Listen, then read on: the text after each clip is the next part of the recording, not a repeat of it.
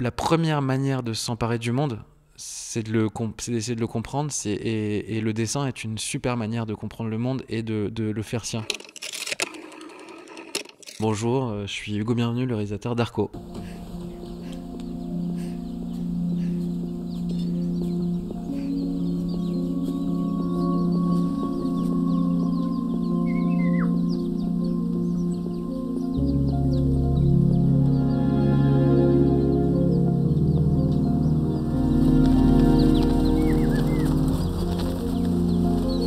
Je dirais que le projet du film, c'était de faire un gros câlin à tous ceux qui verraient le film, parce qu'on a commencé à l'écrire en 2020 et le monde allait pas très fort et on se disait que ça allait pas aller forcément mieux dans les prochaines années, avec Félix de Givry qui a coécrit et coproduit le film. Juste après le confinement, j'étais en train de dessiner, je cherchais des choses et je sais pas, machinalement, j'ai dessiné une tête dans un ciel et juste j'ai pris des crayons de couleur qui étaient sous la main et puis j'ai fait une trace derrière.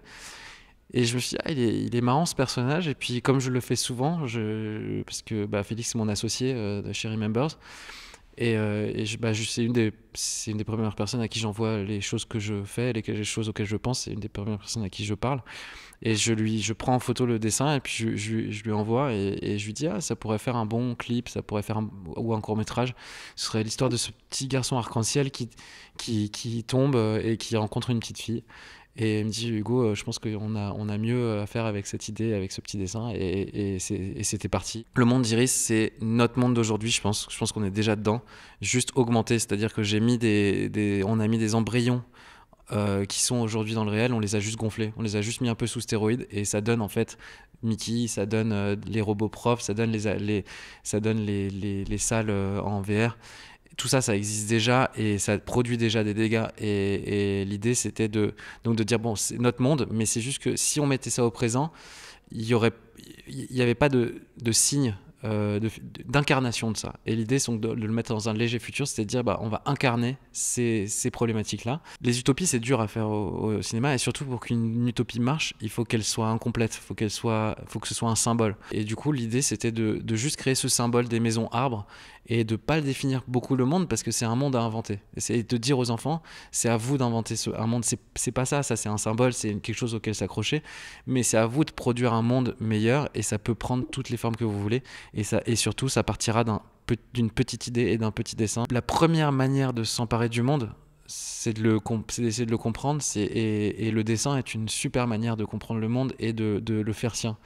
Et Iris, naturellement, est devenue dessinatrice quand on écrivait. Elle a cet outil qui lui permet de regarder le monde, qu'elle est capable de voir, contrairement aux autres, quand il y a quelque chose qui déraille dans l'univers.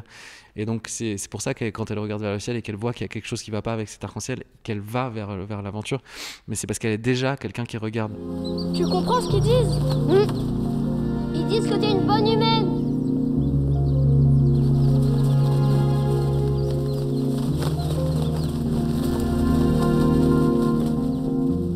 Ils sont sévères avec nous d'habitude.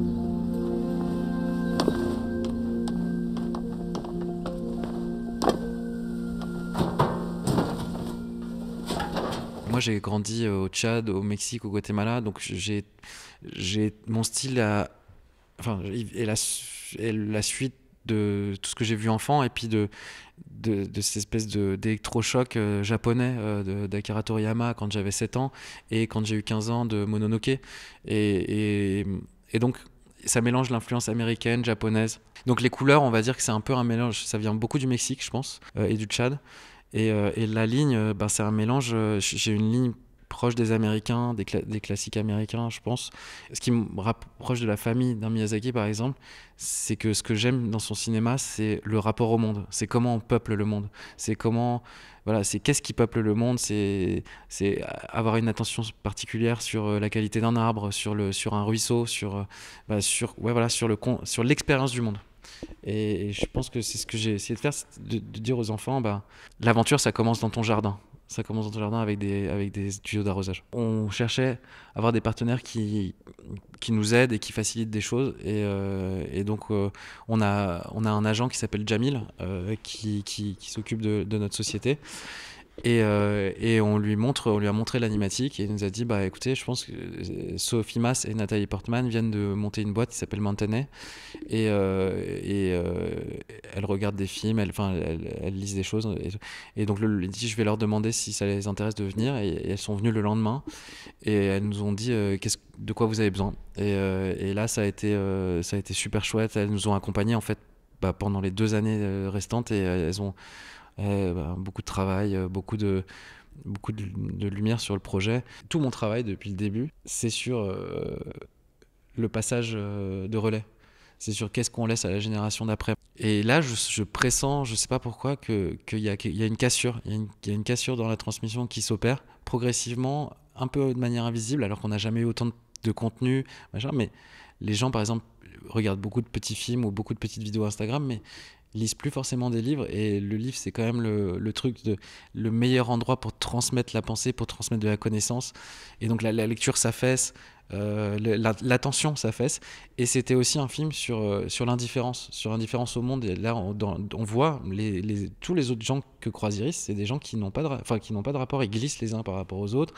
Et la transmission, c'est aussi les échanges. Et je voulais faire un film sur les échanges. Et Iris, elle a des échanges avec un robot, donc qu'est-ce que ça pose comme question sur notre humanité, qu'est-ce qu'on est prêt à laisser de notre humanité derrière nous, et surtout, est-ce que c'est bien d'aller vers un monde de l'indifférence ?